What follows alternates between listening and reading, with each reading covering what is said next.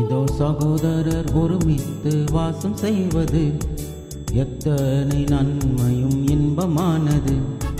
சகோதரர் ஒருமித்து வாசம் செய்வது எத்தனை நன்மையும் இன்பமானது.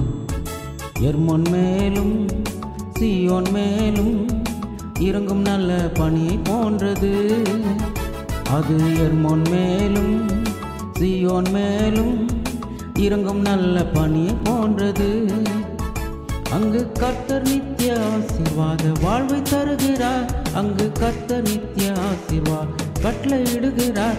அங்கு கர்த்தர் நித்திய ஆசீர்வாத வாழ்வை தருகிறார்.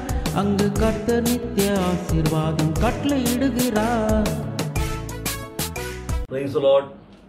பிரியமான சகோதர சகோதரிகளே, கர்த்தராகிய இயேசு கிறிஸ்து நாமத்தில் உங்களுக்கு அன்பான வாழ்த்துக்களை தெரிவித்துக் கொள்கிறேன். இந்த நாளிலும் உங்களை மீண்டும் இந்த தொலைக்காட்சி மூலமாக, இந்த யூடியூப் மூலமாக சந்திப்பதில் கிறிஸ்துவுக்குள் நான் மகிழ்ச்சி அடைகிறேன். கர்த்தருடைய பெரிதான கிருபை. தொடர்ந்து நாம் சங்கீதம் 133 தியானிப்போம். நேற்றைய தினத்திலே 133ஆம் சங்கீதத்தை குறித்து சில காரியங்களை சொன்னேன்.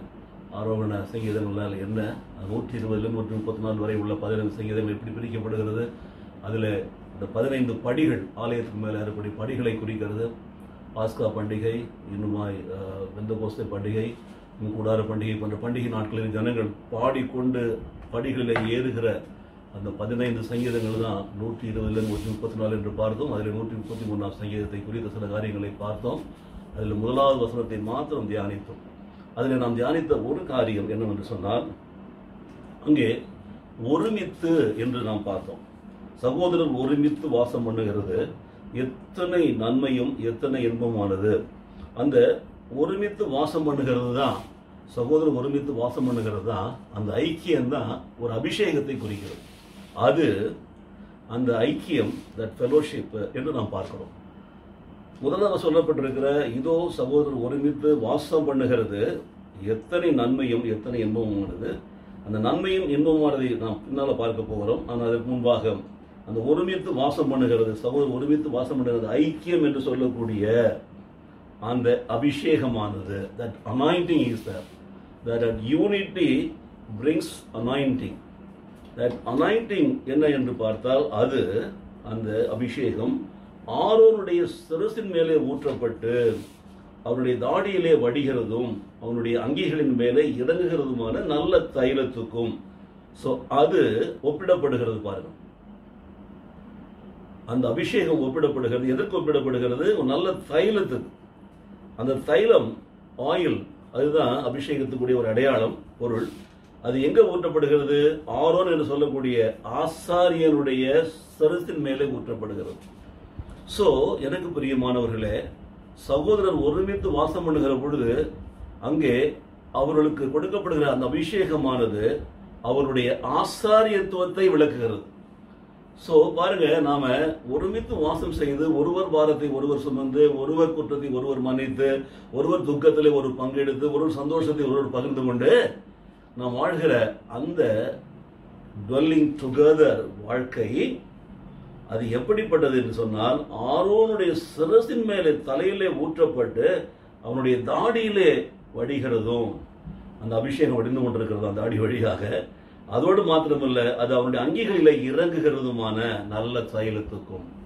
தைலம், oil is a sign of anointing. பாருங்க, ஆகவே 2 காரியங்களை ஒப்பிடுகிறார்கள். அதை மிக முக்கியமாக நாம் பார்க்க வேண்டும். நான் சொல்றது நல்லா கவனிச்சீங்கன்னா, it is like the precious oil upon the head coming down upon the beard, even Aaron's beard coming down upon the edges of his robes. அந்த அபிஷேகம் ஆசாரியத்துவத்தின் மேலே இறங்குகிறது, ஆசாரியர்கள் மேலே இறங்குகிறது, அவருடைய ஆசாரியர்களை மாற்றுகிறது, ஆசாரியத்துவ பணி செய்ய வைக்கிறது. அவர்கள் தலையிலே ஊற்றப்படுகிறது என்று சொன்னால் தலைமைத்துவ அந்த பொறுப்பு அது உணர்த்தப்படுகிறது. தலைமையை ஏற்கிறவர்களுக்கு, ஆசாரிய பணி செய்கிறவர்களுக்கு ஒன்று. இரண்டாவது, அந்த அபிஷேகமானது 3வது வசனத்தில் வேறு மாதிரி சொல்லப்பட்டிருக்கிறது. அது எர்மோன் மேலும் சீயோன் பர்வதங்கள் மேலும் இறங்கும் பனிக்கு ஒப்பாய் இருக்கிறது. அது பனி. அங்கே ஆயில், எண்ணெய், தைலம், இங்கே பனி. மழை, பனி போன்ற காரியங்கள். ஸோ ரெண்டுமே அபிஷேகத்துக்குரிய காரியங்களாக இருக்கிறது பாருங்கள். அப்போ எனக்கு பிரியமானவர்களே, ஆரோனை ஏன் பயன்படுத்துறாரு, ஆரோன் பையன் ஏன் யூஸ் பண்ணப்படுறாரு, அது ஏன் ஆரோனுடைய சிரசு என்று எழுதப்பட்டிருக்கிறது. ஆக இந்த பூமியிலே நம்மை ஆசாரியர்களாக ராஜாக்களாக ஆசாரியர்களாக நாம் தெரிந்து கொள்ளப்படுகிறோம். வேத புஸ்தகத்திலே வாசிக்கிறோம், நீங்கள் எனக்கு ஆசாரிய ராஜ்யமும் பரிசுத்த ஜாதியுமாய் இருப்பீர்கள் என்று நாம் எங்கே வாசிக்கிறோம்? யாத்ராகம புஸ்தகத்திலே வாசிக்கிறோம் 19ஆம் அதிகாரத்திலே 6வது வசனம். நீங்கள் யார்? கர்த்தருடைய பிள்ளைகள், உங்களுடைய ஐக்கியம், நீங்கள் ஒருமித்து வாசம் செய்வது, எல்லா விசுவாசிகளும் ஆசாரியர்களே என்ற அந்த வெளிப்பாட்டை கொண்டு வருகிறது. So when you live together, dwell together, what happens? You get an anointing. That anointing gives you something, that is the power of ஆசாரியத்துவம். உங்களை ஆசாரியர்களாய் மாற்றுகிறது பாருங்க. ஆகவே தேவனுடைய பிள்ளைகள் ஆண்டவரை ஏற்றுக்கொண்ட பிற்பாடு இன்றைக்கு ஆண்டவருக்கு பிரியமான காரியங்களை செய்து சகோதரரோடு ஒருமித்து வாசம் செய்து அவர்களோடு எல்லாவற்றையும் sharing of life with them, everything, failures, success, all the problems and victories, whatever we call, material blessings as well as spiritual blessings, அதை நாம் ஷேர் பண்ணி வாழ்கிற பொழுது it gives you an anointing, it makes you a leader. ஒரு spiritual லீடராக ஆரோனுக்கு நிகராக உங்களை மாற்றுகிறோம். ஆனால் இன்றைக்கு நிறைய பேர் ஊழியம் செய்ய வேண்டும் என்று பிரியப்படுறாங்க. I have seen so many people. ஆனால் அவருடைய உள்ளான மனுஷனுக்கும் அவருடைய உண்மையான குணத்திற்கும் பண்பாடுகளுக்கும் பாருங்க, அந்த ஊழியத்துக்கு சம்மந்தமே இருக்காது. ஊழியம் என்பது ஒரு தியாகத்தோடு செய்யக்கூடிய ஒரு காரியம். ஆனால் they wanted to become immediately ஒரு ஆசாரியர்களாய் மாற வேண்டும் என்று பிரியப்படுறாங்க. எந்த அளவுக்கு பிரியப்படுறாங்கன்னு சொல்லி சொன்னா, ஒரு ஆசாரியன் ஆலயத்தில் என்ன செய்யறாங்க அதெல்லாம் தங்க வீட்டில் செய்யணும்னு நினைக்கிறாங்க. நல்லது, வேணான்னு சொல்லல. ஆனால் வேதம் என்ன சொல்லுகிறது பாருங்க, அந்த ஒருமித்து வாசம் செய்கிற, to treat everybody equal, to share everything with other people என்று சொல்லு. பைபிள் போதிக்கிறது நன்மை செய்ய திராணி இருந்தால் செய்யாமல் போனால் அது உங்களுக்கு பாவம் இருந்துச்சு. நன்மையே செய்கிற பேசிக் ஐடியாவும் ஒன்றும் கிடையாது. மாறாக you don't treat them as equal. முதல்ல அவன் என்ன சாதாரண, அவன் அங்கே போகிறோம் இங்கே போகிறோம், அவன் எப்படி நான் தெரியுமில்ல எனக்கு தெரியும். இப்போ you are ill treating them, then how can you become spiritual leader? ஆசாரியருடைய தோளில் தலையில் ஊற்றப்பட்டு தாடியில் வடிஞ்சு சங்கிகள் மூலம் ஊற்றுகிறதுன்னு சொன்னால் மேலே இருந்து அது வருகிறது பாருங்க. ஸோ ஆயில் எங்கே ஊற்றப்படுகிறது? தலையிலே ஊற்றப்படுகிறது, சிரசின் மேலே. அபிஷேகம் எங்கேருந்து வரணும்? மேலேருந்து வரணும். ஒரு தலைமை பொறுப்பில் இருக்கிறவனுக்கு மேலே அபிஷேகம் இருக்கணும் தலையில், அவன் தலையில் இறங்கணும் அபிஷேகம். அப்போ அவன் அந்த ஒருமித்து வாசம் செய்கிற பண்பை உடையவனாக இருந்தா அது கொடுக்குற அந்த யூனிட்டி, அந்த ஐக்கியம் கொடுக்குற அபிஷேகமானது அவனுக்கு ஒரு ஆசாரியத்தை கொடுக்குது. அது மாத்திரமல்ல, பைபிளில் வாசிக்கிற பாருங்க, 1 பேதுரு 2ஆம் அதிகாரம் 9ஆம் வசனத்தில், நீங்களோ உங்களை அந்தகாரத்தினின்று தம்முடைய ஆச்சரியமான ஒளிநடத்துக்கு வரவேற்புடைய புண்ணியங்களை அறிவிக்கும் படிக்கு தெரிந்து கொள்ளப்பட்ட சந்ததியாகவும் ராஜரீக ஆசாரிய கூட்டமாயும் பரிசுத்த ஜாதியாயும் அவருக்கு சொந்தமான ஜனமுமாய் இருப்பீர்கள். இந்த அபிஷேகம் உங்களுக்கு கொடுக்கிற ஸ்டேட்டஸை பார்த்தீங்களா? ஒரு ஒரு தகுதியை பார்த்தீங்களா? ஒரு நிலைமையை பார்த்தீங்களா? யோசித்து பாருங்க. அப்போ அந்த அபிஷேகத்தை நீங்கள் பெற்றுக்கொள்கிற பொழுது பாருங்க, அது உங்கள் மேலே உறுதி செய்யப்படுகிற பொழுது, உங்கள் சபையில உங்களுக்கு எல்லா விசுவாசிகளும் ஆசாரியர்களே என்ற அந்த வெளிப்பாட்டின்படி நீங்கள் ஒரு ஆசாரியரை மாறுகிற பொழுது ஆண்டவர் சொல்கிறார், பரிசுத்த வேதாகமத்திலே அப்போஸ்தலனாகிய பேதுரு நிருபத்திலே 1ஆம் நிருபம் 2ஆம் அதிகாரம் 9ஆம் வசனம், நீங்களும் உங்களை அந்தகாரத்திலிருந்து தம்முடைய ஆச்சரியமான ஒளிநடத்திற்கு வரவழைத்தவருடைய புண்ணியங்களை அறிவிக்கும்படிக்கு தெரிந்து கொள்ளப்பட்ட சந்ததி 1, ராஜரீகமான ஆசாரிய கூட்டம் 2, பரிசுத்த ஜாதி 3, அவருக்கு சொந்தமான ஜனங்கள் 4 நிலையை உங்களுக்கு கொடுக்கிறது பாருங்க. ஒரு அபிஷேகம் உங்களுக்கு இறங்குச்சுன்னா, if you are able to share everything with other people, your brothers treat other equally, எல்லாரையும் சகோதரனை நினைச்சு அந்த சகோதர அன்போடு பழகி சகோதரர்களை உங்களுடைய நன்மைகளையும் தீமைகளையும் துன்பங்களையும் உங்களுடைய எல்லாவற்றையும் பகிர்ந்து கொண்டு நீங்கள் ஒருமித்த யூனிட்டி ஐக்கியமாய் வாழ்கிற போது, தட் ஐக்கியம் இஸ் என்டையர்லி டிஃபரெண்ட். அது கொடுக்கிற அந்த அபிஷேகம் ஆரோன் சிரசு மேல ஊற்றப்படுகிற தைலத்திற்கு ஒப்பாய் இருக்கிறது. அது சிரசிலே ஊற்றப்பட்டு தாடிகள் வழியாய் வடிந்து அது அங்கிகள் மேல ரோப் வழியாக கீழே இறங்கி போகிறது என்று சொன்னால், அது இறங்கி சபை மக்களுக்கு வர வேண்டும். ஆசாரியனுடைய அபிஷேகம் அவருடைய சபை மக்களுக்கு ஒரு ஆசீர்வாதத்தை கொண்டு வர வேண்டும். அது பின்னால் வருது ஆசீர்வாதம். இப்ப அபிஷேகத்தை பார்க்கிறோம். அதனால அந்த ஒரு நிலையை நீங்கள் பெற்றுக்கொள்ள முடியும். நீங்கள் சகோதரரோடு ஒருமித்து வாசம் செய்தால். ஒரு சபையில ஒரு மனப்பாடு கிடையாது. இல்லை என்று சொன்னால் அங்கே எப்படி இருக்கும்? ஒருவரை ஒருவர் மதிக்கிறது கிடையாது, ஒருவரை அப்ரிஷியேட் பண்றது கிடையாது, அவர்களை உயர்த்தி பேசுவது கிடையாது, அவர்களை ஏற்றுக்கொள்வது கிடையாது. 10 பசங்க இருந்தாங்கன்னா 10 பேரும் 10 விதமான ஒரு கூட்டங்களை வச்சுக்கிறது, 10 பேரும் 10 அசிஸ்டன்ட் வச்சுக்கிறது. பாருங்க, தலைமையை உணர்த்துவதான் தலையில ஊத்துறாரு. தலைவராக இருக்கிறவங்களுக்கு தான் அந்த ஸ்பிரிச்சுவல் அனாயிண்டிங் வர வேண்டும். First of all, if they don't receive it, it won't flow from their head to the people, to the believers. What happens பாத்தீங்களா? அப்போ அந்த ஒரு ஸ்தானத்தை கொடுக்கிறார். இந்த ஒரே விதமான ஐக்கியத்தை சங்கீதக்காரன் அபிஷேக தைலத்திற்கு ஒப்பிடுகிறான். So that unity, அந்த ஐக்கியம் ஒரு அபிஷேக தைலத்திற்கு ஒப்பிடப்படுகிறது. ஆசாரியன் தலையில ஊற்றப்படுகிறது, தைலத்துக்கு ஒப்பிடப்படுகிறது. அந்த தைலம் அங்கிருந்து வழிகிறது. பாருங்க, அவனுக்கு மாத்திரம் கிடையாது, அவருடைய சபை மக்களுக்காக ஆண்டவர் கொடுக்கிற அபிஷேகம் அது இறங்கி வழிகிறது. பாருங்க, அதைத்தான் இது உணர்த்துகிறது.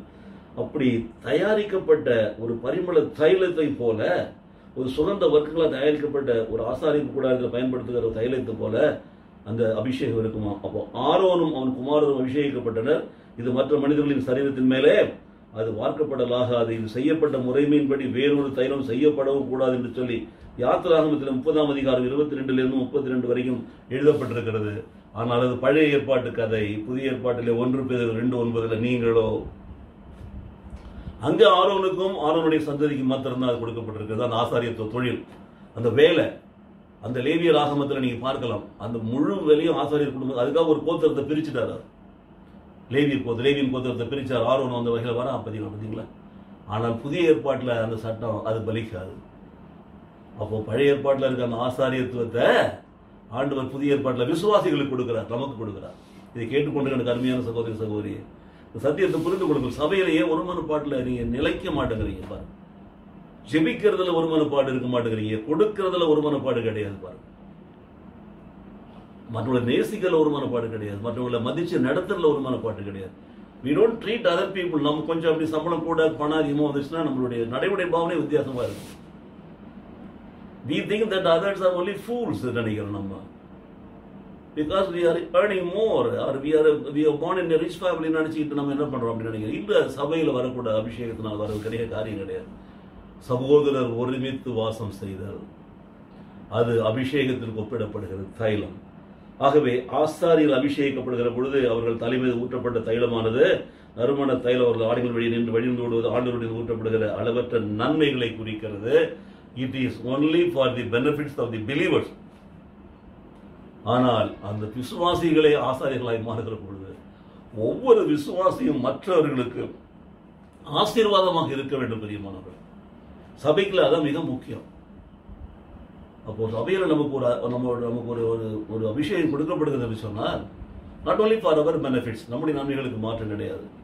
நமக்கு நன்மை கொடுக்கிறது, நன்மை நிறைந்திருக்கிறது. அந்த நன்மைகளை நாம் மற்றவரோடு பகிர்ந்து கொடுப்பாங்க. அதான் உனக்கு நன்மை செய்ய திராணி அபிஷேகத்தினாலே பெற்றுக்கொள்ள அதை மற்றவர்களுக்கு கொடு.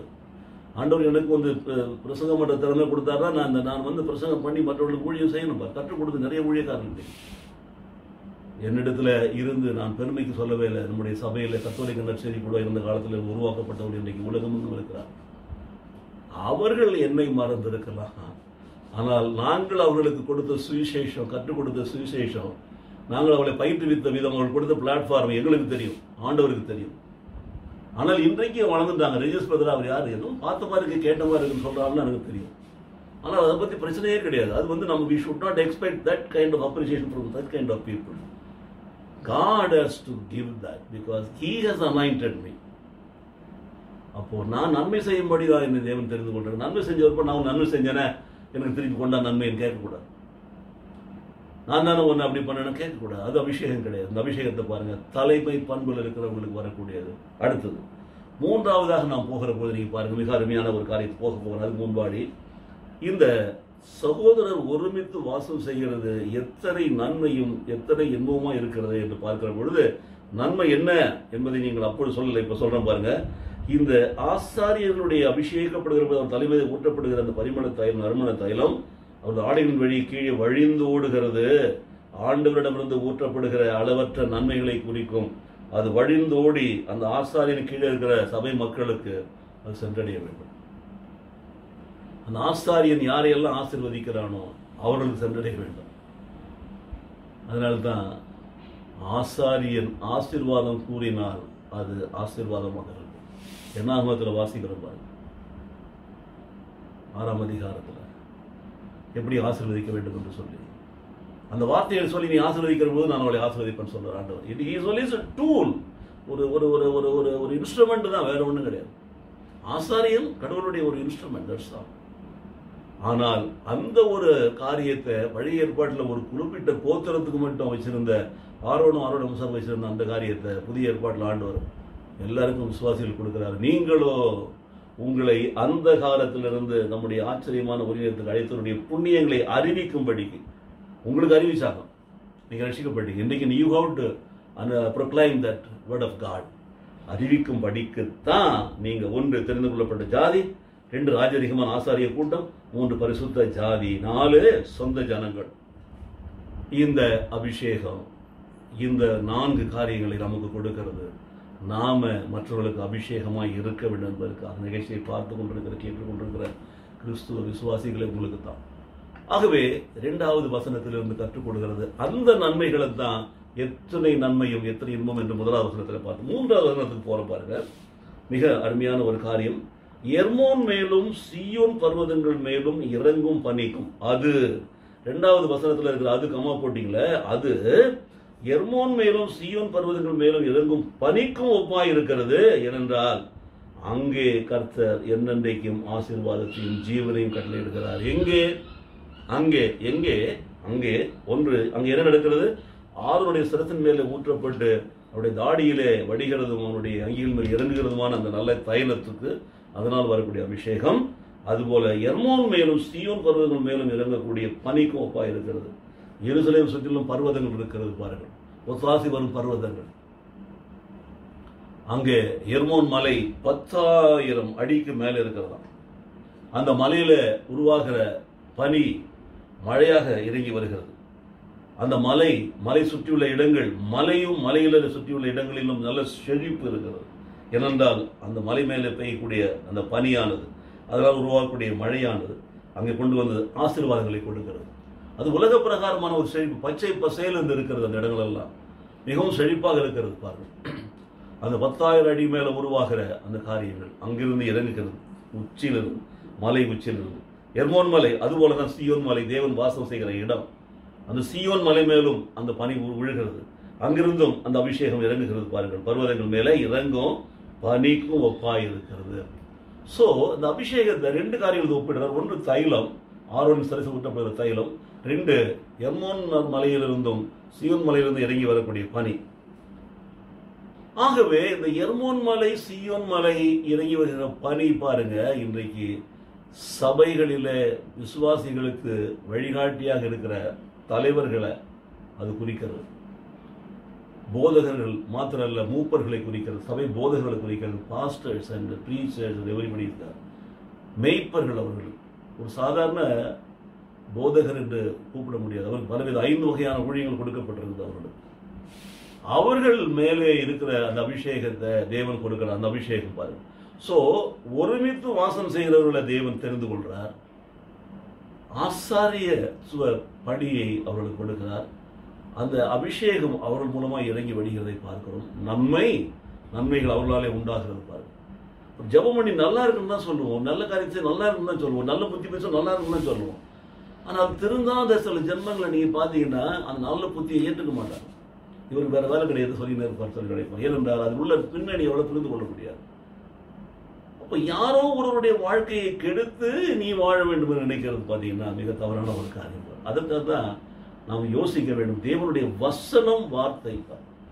அபிஷேகம் பெற்றவர்கள் பாருங்க எப்பொழுதுமே அப்படிப்பட்ட நல்ல ஆலோசனைகளை கொடுப்பார்கள் என்றால் தேவனிடத்திலிருந்து அந்த அபிஷேகத்தை பெற்றுக் கொள்கிறார்கள்.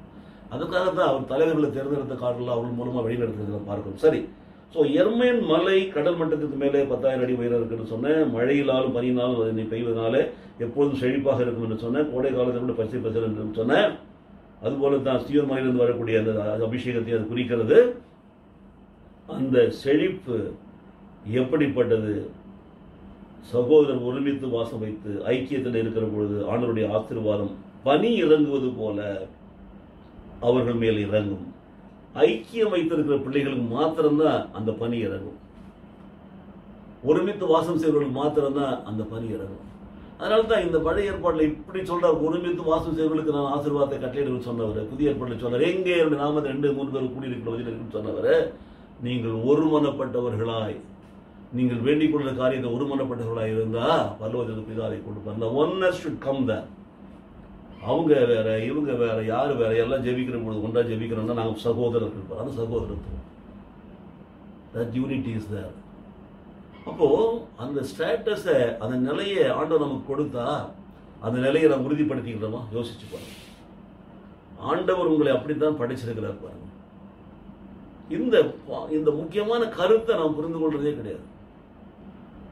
அப்போ நம்மை சகோதரர்களாக அவர் படைத்திருக்கிறார், சகோதரர்களாக நம்மை நடத்துகிறார், நாம் சகோதரர்களாக நம்மை ஆசாரியர்களை மாற்றுகிறார். தெரிந்து கொள்ளப்பட்ட சந்ததி, ராஜரீக ஆசாரிய கூட்டம், பரிசுத்த ஜாதி, அவருக்கு சொந்த ஜனம், எல்லாம் சொல்லப்பட்டிருக்கிற காரியங்கள். அப்போ அந்த ஒருமித்து வாசம் செய்கிறது எர்மோன் மலையில் இருக்கிற பனிக்கு ஒப்பா இருக்கிறது. அந்த பனியை நீங்கள் பாருங்க. அந்த பனியில ஒரு புத்துணர்ச்சி பிள்ளைகளுக்கு உண்டாகிறது பாருங்க. அந்த ஐக்கியத்தினாலே அந்த பனி இறங்குகிற பொழுது அந்த ஐக்கியமானது அவர்கள் வாழ்க்கையில எதை கொண்டு வருகிறது? ஒரு ஒரு புது பலனை கொண்டு வருகிறது பாருங்க. ஆகவே எனக்கு பிரியமானவர்களே, ஒருமித்து வாசம் செய்தல், சகோதரர்களாய் நாம் வாழ்தல், ஒரே இரத்தத்தில் நாம கழுவப்பட்டவர்கள், ஒரே நேரத்தில் உடலை ஊடுகிற நினைத்தொருவார்கள், ஒருவருக்கு ஒருவர் நாம ஒருமித்து வாசம் செய்கிறது என்று சொன்னால் சபை கூடி வருதல் ஒன்று. ஆனால் அதை விட பெருசு நம்முடைய உலக வாழ்க்கையில நமக்கு இருக்கிற தேவன் கொடுத்திருக்கிற ஆசீர்வாதங்களிலே ஷேரிங் அவர் life with other people in all things, failures and successes, problems and victories, material as well as spiritual பிளஸிங்ஸ்ல நாம் ஷேரிங்காக இருக்கிற பொழுது அது that unity, that fellowship, அந்த ஐக்கியம் கொடுக்கிற காரியங்கள் தான் ஒன்று. எதற்கு ஒப்பிடப்படுகிறது? ஆரோனுடைய சிரசில் ஊற்றப்பட்ட அபிஷேக தைலம், ஆசாரியத்துவம். 2 எர்மோன் மலையில் இருக்கக்கூடிய பனி, சீயோன் மலையில் இருக்கக்கூடிய பனியும் மழையும், செழிப்பான ஒரு வாழ்க்கை, மறுபடியும் ஆசீர்வாதம். ஆகவே அந்த புத்துணர்ச்சி உண்டாகுது என்று நாம் பார்க்கிறோம். தேவனுடைய காரியங்களை பாருங்க, தேவன் நம்மை எப்படி தெரிந்திருக்கிறார் என்று சொல்லி. அப்போ இன்றைக்கு நம்ம பார்த்து பிரதர் பிரைஸ் தி லார்ட் சொல்லும்போது எவ்வளவு பெரிய ஸ்தானத்தில் இருக்கிறது தெரியுமா? That brother has got a separate meaning, my dear brother. நான் பாஸ்டராகவோ ஒரு போதகராகவோ அப்படிலாம் ஒரு மெய்ப்பராகவோ ஒரு சபை தலைவராகவோ அப்படிலாம் நான் பிரியப்படுறதே கிடையாது. I want to be always a brother only. அது எனக்கு பிடித்த ஒரு வார்த்தை. அதிலே தான் மகத்துவம் இருக்கிறது பாருங்க.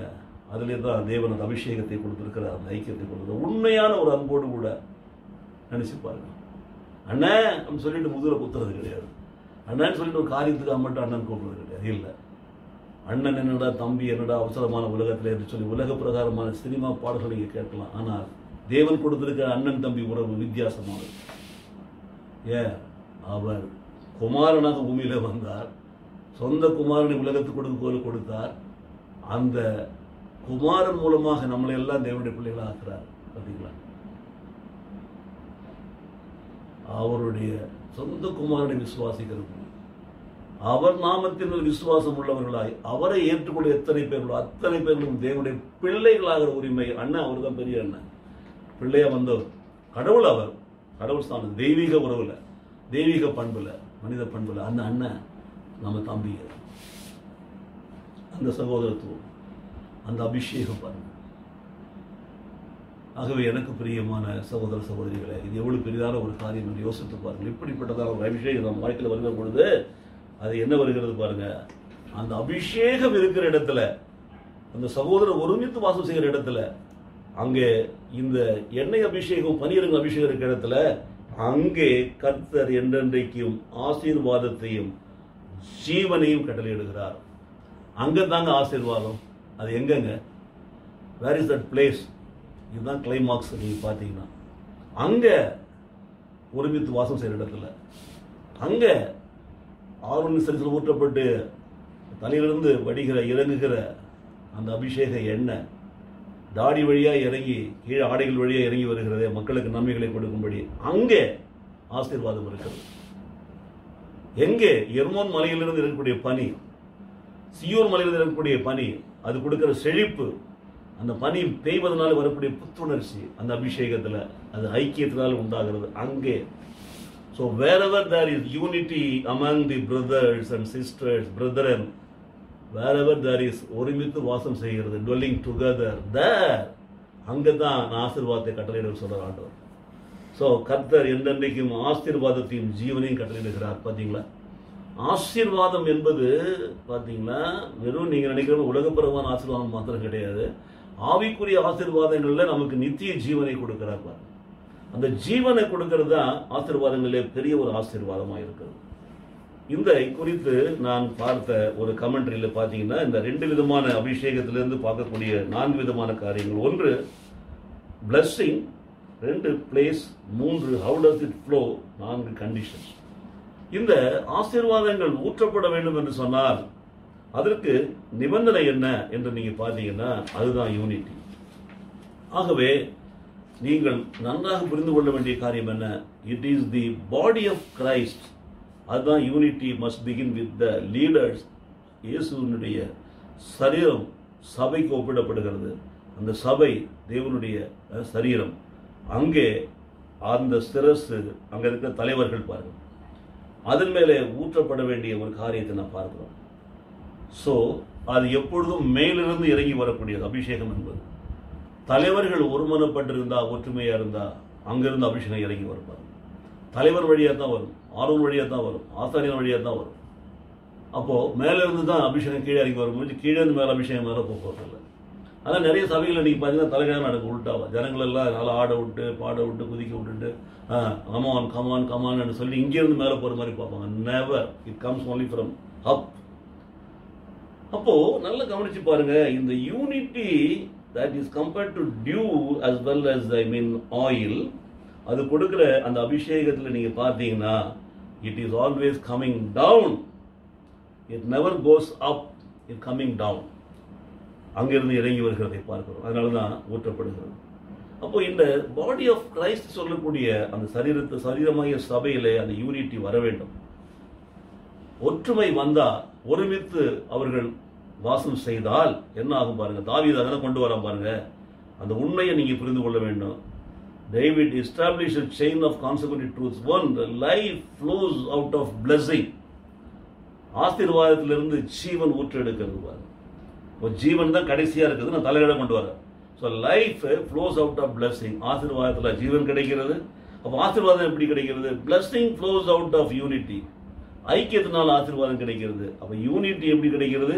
Unity flows like the anointing oil as well as the dew from the head of the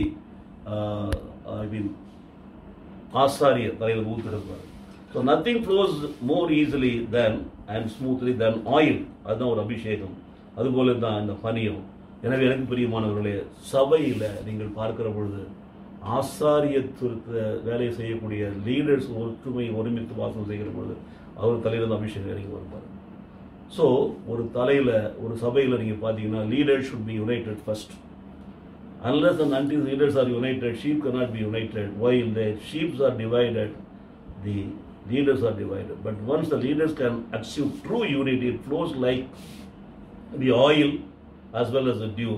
அந்த அபிஷேகம் இறங்கி சபை முழுவதும் ஆசீர்வாதத்தை கொண்டு வரும். அந்த ஆசீர்வாதத்தோடு கூட அவர் ஜீவனை கட்டளையிடுகிறார். எனக்கு பிரியமான சகோதர சகோதரிகளே, இந்த ஆசீர்வாதத்தை நீங்கள் பெற்றுக்கொள்ள இன்றைக்கு தயாராக இருக்கீங்களா? சங்கீதம் 45:7 வாசிக்கிறோம். தேவனே, உம்முடைய தேவன் உமது தோழரை பார்க்கலும் உண்மை ஆனந்த தைலத்தில் அபிஷேகம் பண்ணினார் என்று சொல்லி வசனத்தை நாம் பார்க்கிறோம். அந்த வசனத்தை இன்றைக்கு நம்ம ஆண்டவராய் இயேசு கிறிஸ்து கிடைத்திருக்கிற அந்த அபிஷேகத்திலிருந்து நாம் இன்றைக்கு பெற்றுக்கொள்ள வேண்டிய காரியம் நம்முடைய வாழ்க்கையில் கூட நம்முடைய ஒருமைப்பாடான ஒரு வாழ்க்கை, ஒற்றுமையான ஒரு வாழ்க்கை, ஒருமித்து வாசம் செய்கிற அந்த வாழ்க்கையில் தேவனுடைய பிரசன்னம், தேவனுடைய அபிஷேகம் கடந்து வரும். அந்த அபிஷேகம் நம்ம வாழ்க்கையில் கொடுக்கிற ஆசீர்வாதங்களிலே தான் நாம் எல்லாவற்றையும் பெற்றுக்கொள்ள முடியும். அதில் சமாதானம், சந்தோஷம், நீடிய பொறுமை, இப்படிப்பட்டதான எல்லா விதமான ஆவிக்குரிய கனிகள் நமக்கு கொடுக்கப்படும். ஆகவே அபிஷேகம் அடைந்தவர்களாய் ஆண்டவருடைய நாமத்திற்கு சாட்சியுள்ள பிள்ளைகளாய் வாழ்கிற பொழுது நாம் நித்திய ஜீவனை பெற்றுக்கொண்டவர்களாய் நாம் வாழ முடியும். எனக்கு பிரியமானவர்களே, இந்த நாளில் இந்த 3 வசனங்களை நான் மீண்டும் ஒரு வசை வாசிக்கிற கேளுங்க. இதோ சகோதரர் ஒருமித்து வாசம் பண்ணுகிற இதில் எத்தனை நன்மையும் எத்தனை இன்பமானது.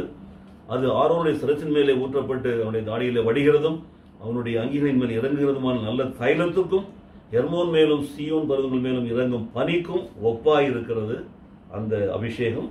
அங்கே கர்த்தர் என்றென்றைக்கும் ஆசீர்வாதத்தையும் ஜீவனையும் கட்டளையிடுகிறார். என்றென்றைக்கும் ஆசீர்வாதமும் ஜீவனும் உங்களுக்கு வேண்டுமா? என்றென்றைக்கும் நீங்கள் ஆசீர்வதிக்கப்பட்ட பிள்ளைகளாக இருக்குமா? என்றென்றைக்கு நீங்கள் நித்திய ஜீவனை பெற்று ஆண்டவருக்குள் ஜீவிக்கிறவர்களாக இருக்க வேண்டுமா? எனக்கு பிரியமானவர்களே, சகோதரர்களாக ஒருமித்து வாசம் பண்ணுகிற அந்த மேலான ஐக்கிய உறவை உண்டு பண்ணிக் கொள்ளுங்கள். அங்கே பெறக்கூடிய அபிஷேகத்தை நீங்கள் பெற்றுக்கொள்ளுங்கள். ஆக எதிர்பார்க்கிறபடி அந்த அபிஷேகத்தின் பிள்ளைகளாய் வாழுங்க. அது உங்கள் வாழ்க்கையில் என்றென்றைக்கும் ஆசீர்வாதத்தையும் ஜீவனையும் கொடுக்கும். ஜெபிப்போமா? நேசிக்கிற நல்ல பிதாவே, நன்றி நிறைந்த உள்ளத்தோடு நம்மை துதிக்கிறோம். இன்றைக்கு நாங்கள் தியானித்திருக்கிற 130 வசனங்கள் 2-3 வசனங்களுக்காக உங்களுக்கு நன்றி செலுத்துகிறோம். ஆண்டவரே, இந்த சங்கீதம் கற்றுக் கொடுக்கிறபடி எங்கள் வாழ்க்கையில் நாங்கள் ஒருமித்து பரிசுத்தவான்களின் ஐக்கியத்தில் நிலைத்திருக்கும்படி, அந்த ஐக்கியம் எங்கள் வாழ்க்கையில் ஆண்டவரே சந்தோஷத்தை சமாதானத்தை கொடுக்கும்படி நாங்கள் ஜெபிக்கிறோம். இந்த நிகழ்ச்சியை, இந்த செய்தியை கேட்டுக்கொண்டிருக்கிற பார்த்து கொண்டிருக்கிற பிள்ளைகள் வாழ்க்கையில் கூட அவர் இருக்கிற இடங்களிலே, வசிக்கிற இடங்களிலே, வேலை செய்கிற இடங்களிலே எல்லாரோட ஐக்கியப்படும்படியா முதலாவது எல்லாரும் கூட சமாதானம் வாழ்கிற நல்ல ஒரு பண்பை கற்றுக்கொடும். அது மாத்திரமல்ல, அந்த ஐக்கியமானது ஒருவருடைய இன்பத்திலும் துன்பத்திலும் பங்கு பெறுகிற, ஒருவர் ஒரு வாழ்க்கைக்கு தங்களுடைய சந்தோஷங்களையும் சமாதானமான ஷேர் பண்ணி கொடுக்கிற ஒரு அன்பான மேலான பண்பை கற்றுக்கொடும். அந்த ஒருமித்து வாசம் செய்வதனாலே கர்த்தர் அவர்களை அபிஷேகித்து ஆசீர்வதித்து அவர்களை இந்த பூமியில உயர்த்தும்படி நாம் ஜெபிக்கிறோம். ஒவ்வொருவரும் சந்தோஷத்தையும் சமாதானத்தை பெற்றுக்கொள்ளும்படி இயேசு கிறிஸ்துவின் நாமத்திலே ஜெபிக்கிறேன். ஜெபம் கேளும் நல்ல பிதாவே. ஆமென், ஆமென்.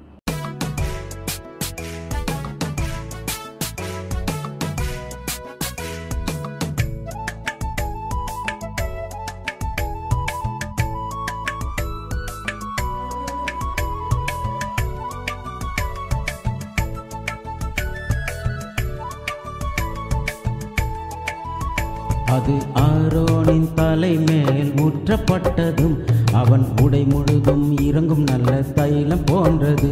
அது ஆரோனின் தலை மேல் ஊற்றப்பட்டதும் அவன் உடை முழுதும் இறங்கும் நல்ல தைலம் போன்றது. எர்மோன் மேலும் சீயோன் மேலும் இறங்கும் நல்ல பனியை போன்றது. அது எர்மோன் மேலும் சீயோன் மேலும் இறங்கும் நல்ல பனியை போன்றது. அங்கு கர்த்தர் நித்திய ஆசீர்வாத வாழ்வை தருகிறார். அங்கு கர்த்தர் நித்திய ஆசீர்வாதம் கட்டளையிடுகிறார். அங்கு கர்த்தர் நித்திய ஆசீர்வாதம் வாழ்வை தருகிறார். அங்கு கர்த்தர் நித்திய ஆசீர்வாதம் கட்டளையிடுகிறார்.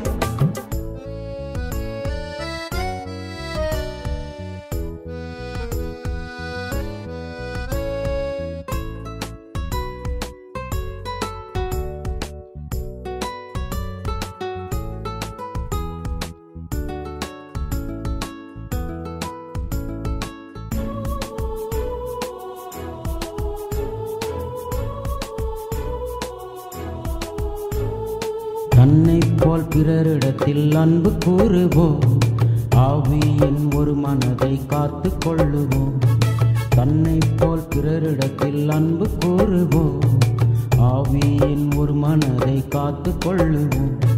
பிதா குமாரன் ஆவியானவர் திரியேக தேவன் நமக்குள்ளே. பிதா குமாரன் ஆவியானவர் திரியேக தேவன் நமக்குள்ளே. நம்மில் ஒற்றுமையை கர்த்தர் கட்டளையிடுகிறார்.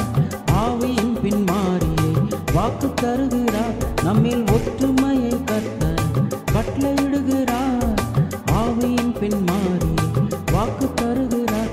இதோ சகோதரர் ஒருமித்து வாசம் செய்வது எத்தனை நன்மையும் இன்பமானது. சகோதரர் ஒருமித்து வாசம் செய்வது எத்தனை நன்மையும் இன்பமானது. எர்மோன் மேலும் சீயோன் மேலும் இறங்கும் நல்ல பனியை போன்றது. அது எர்மோன் மேலும் சீயோன் மேலும் இறங்கும் நல்ல பனியை போன்றது. அங்கு கர்த்தர் நித்திய ஆசீர்வாத வாழ்வை தருகிறார். அங்கு கர்த்தர் நித்திய ஆசீர்வாதம் கட்டளையிடுகிறார். அங்கு கர்த்தர் நித்திய ஆசீர்வாத் வாழ்வை தருகிறார். அங்கு கர்த்தர் நித்திய ஆசீர்வாத் கட்டளையிடுகிறார்.